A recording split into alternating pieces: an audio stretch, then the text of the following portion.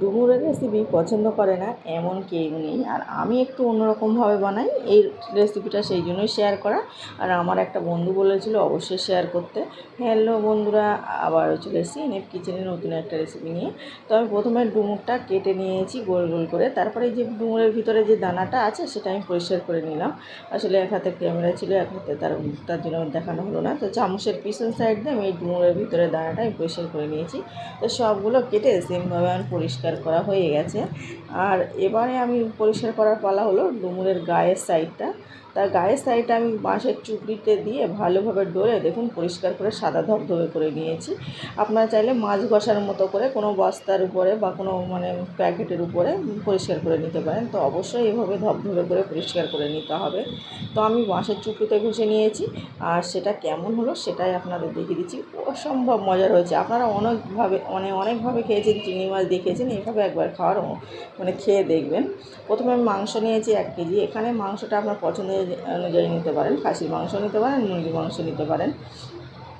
তারপরে আমি একটা বড় সাইজের পেঁয়াজ কুচি দিয়েছি, লবণ দিয়েছি, হলুদ দিয়েছি 1 টেবিল চামচ করে, লবণটা স্বাদ অনুযায়ী দিতে হবে। লঙ্কার গুঁড়ো দিয়েছি 1 টেবিল চামচ, আদা রসুন পেস্ট দিয়েছি 1 টেবিল চামচের একটু বেশি, সরিষার তেল দিচ্ছি 2 বাটি, ছোট্ট একটা বাটি 2 বাটি। তো এখানে হাফ কাপের থেকে একটু বেশি হয়ে যাবে তেলটা।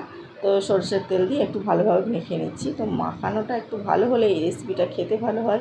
তো আমি তার জন্য হাত দিয়ে মাখাচ্ছি। প্রথমে স্প্যাচুলা দিয়ে মাখাতে চাইছিলাম, তো ওটা দিয়ে ভালোভাবে মাখা হচ্ছিল না।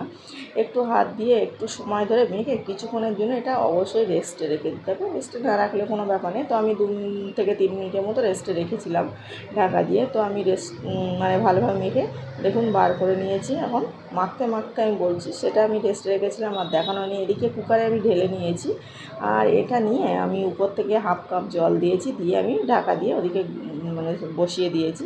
এদিকে একটা কড়াই নিয়েছি, কড়াইতে আমি সরিষার তেল দিয়ে দিচ্ছি। সরিষার তেলটা নিজের পছন্দ অনুযায়ী বাড়িয়ে কমিয়ে নিতে হবে। তো আমি দিয়েছি এখানে হাফ কাপ। আর এখন সবাই প্রায় তেল কম খেতে পছন্দ করে, ওই জন্য তেল কম দিয়ে রান্না করলে বেশি ভালো লাগবে। তো এটা কম তেল হয়নি। পেঁয়াজ কুচি দিয়ে নিলাম একটার একটু বেশি, 2টো পরিমাণে। তো পেঁয়াজটা লাল হয়ে গেছে, আদা রসুন পেস্ট দিয়েছি, দিয়ে একটু লাল করে নিলাম। আর এখানে আমি তেজপাতার একটা শুকনো লঙ্কা দিয়েছিলাম, দিয়ে সেটা স্কিপ করে গেলাম, দেখে বুঝতে পারলেন। তারপরে আমি যে ডুমুর কেটে রেখেছিলাম ডুমুরটা দিয়ে নিলাম। শুকনো লঙ্কাটা আর তেজপাতাটা তেলে দেওয়ার জন্য এটা কিন্তু দারুণ একটা ফ্লেভার লাগে, খেতেও খাওয়ার সময় বুঝতে পারবেন। তারপরে আপনারা অনেকভাবে খেয়েছেন, অবশ্যই এভাবে একবার খেয়ে দেখবেন, এটা আমার অনুরোধ। তারপরে আমি এখানে স্বাদ অনুযায়ী লবণ 1 টেবিল চামচ দিয়ে নিলাম। এখানে হলুদ গুঁড়ো 1 টেবিল চামচ দিয়ে নিলাম। লঙ্কা গুঁড়ো অল্প একটু দিয়ে নিলাম, যেহেতু আগে লঙ্কা গুঁড়ো আমি পরে দেখিয়ে নিচ্ছি। তারপরে এখানে জিরে, মরিচ আর ধনিয়া গুঁড়ো 1 টেবিল চামচ দিয়ে নিলাম। আপনারা যদি চিংড়ি মাছ দিয়ে বানাতে চান তাহলে এখন চিংড়ি মাছটা, কাঁচা চিংড়ি মাছ হলে এই পর্যায়ে দিয়ে নিতে পারেন, আর ভেজে নিলে চিংড়ি মাছটা একটু লাস্টের দিকে সিদ্ধ হয়ে গেলে দিয়ে নিতে পারেন। আপনার পছন্দ অনুযায়ী 2-3 রকমভাবে আমি বলে দেবো। তো ডুমুরটা অবশ্যই এভাবে খেয়ে দেখবেন, আমার মনে হয় সকলে প্রশংসাই করবে। তারপরে আমি এদিকে যে মাংসটা বসিয়ে দিয়েছিলাম দেখাচ্ছি, আমি 6 থেকে 7টা সিটি মেরে নিয়েছি। মাংসটা একদম ভালোভাবে সিদ্ধ হয়নি, তো মোটামুটি সিদ্ধ হয়ে গেছে। একটু করলে হয়ে যাবে, আর একটু সিদ্ধ করলে। তো আমি 7টা সিটি মেরে আমি তুলে রেখে দিচ্ছি। আর এদিকে আমি যে ডুমুরটা ভাজছিলাম এটা বেশ কিছুক্ষণ ধরে কষিয়ে নিলাম মশলার সঙ্গে। নেওয়ার পরে আমি যে মাংসটা কষিয়ে রেখেছিলাম এটাতে ঢেলে দিলাম। মাংসতে যেহেতু একটু জল ছিল, তো তার জন্য আমি ডুমুরে এখন জল দিইনি।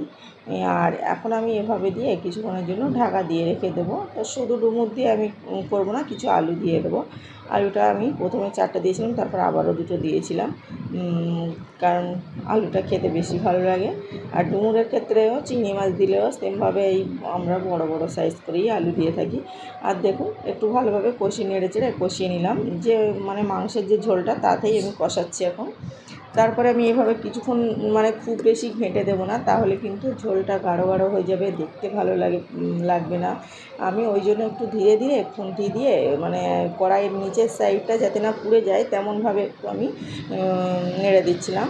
এমনভাবে নাড়ছিলাম যে কোনো সবজি বলুন আলু বলুন গলে যাবে না, আবার এদিক পুড়েও যাবে না, এমনভাবে একটু সময় রেখে নেড়ে নিচ্ছিলাম। তো বেশ কিছুক্ষণ ধরে নেড়ে নিয়ে কষিয়ে নিলাম, পুরো ঝোলটা শুকিয়ে এসছে। এরকম সময় আমি দেখাচ্ছি, দেখুন উপর থেকে তেল ছেড়ে দিয়েছে তরকারি থেকে, তখন আমি ওখানে জল দিয়ে দেবো। আমি কিন্তু দেখেই বুঝতে পারছেন একদম সিম্পলভাবে করছি, দুরকম পদ্ধতি আপনি দেখলেই বুঝতে পারবেন। আর তারপরে আমি এই বেশ কিছুক্ষণ ধরে কষানোও কিন্তু আমার একদম পারফেক্ট হয়ে গেছে। আর এই কষানোটা একটু কম হলে তরকারির টেস্টটা কিন্তু ভালো হয় না। আমি এখানে 2 কাপের মতো জল দিয়ে দিচ্ছি, প্রথমে এখানে 1 কাপ দিচ্ছি। আর যেহেতু ডুমুরটা আমার সিদ্ধ হয়ে গেছে আর ওদিকে মাংসটা তো সিদ্ধ ছিল, ওই জন্য আমি 2 কাপ দিলাম, একটু ঝোল ঝোলও রেখে দেবো। আর এই তরকারিটা কিন্তু 10-12 জনের তরকারি হচ্ছে, অনেকজন খাবে, ওই জন্য এতটা মানে তরকারি হলো। তারপরে আমি মানে লবণটা চেখে দেখছিলাম, একটু স্বাদটা কম কম লাগছিলো। তারপরে আমি লবণটা আবার উপর থেকে দিয়ে কিছুক্ষণের জন্য ঢাকা দিয়ে রেখেছিলাম।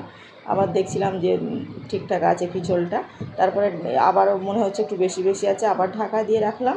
তারপরে আমি ঢাকা খুলে এখন আমি কিন্তু একদম পারফেক্ট হয়ে গেছে, আমি আপনাদের দেখাই, দেখলে বুঝতে পারবেন একদম পারফেক্ট হয়ে গেছে।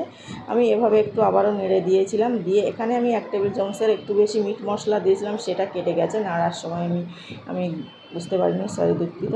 তো তারপরে আমি তুলে নিচ্ছি। এখন দেখুন কতটা লোভনীয় হয়েছে। আর এটা থাকলে মানে ডুমুরের এই রেসিপিটা অবশ্যই রাখবেন, দেখে আমাকে বলতে ভুলবেন না কেমন হয়েছে, আর একবার হলেও ট্রাই করে দেখবেন। আশা করছি সকলে খুব পছন্দ করবে, ছোটো বড় সকলেই পছন্দ করবে। আর আপনার পছন্দ অনুযায়ী মাংসটা দিয়ে নেবেন এখানে। দেখুন আবারও দেখা হচ্ছে অন্য কোনো ভিডিওয়। ভালো থাকবেন, সুস্থ থাকবেন।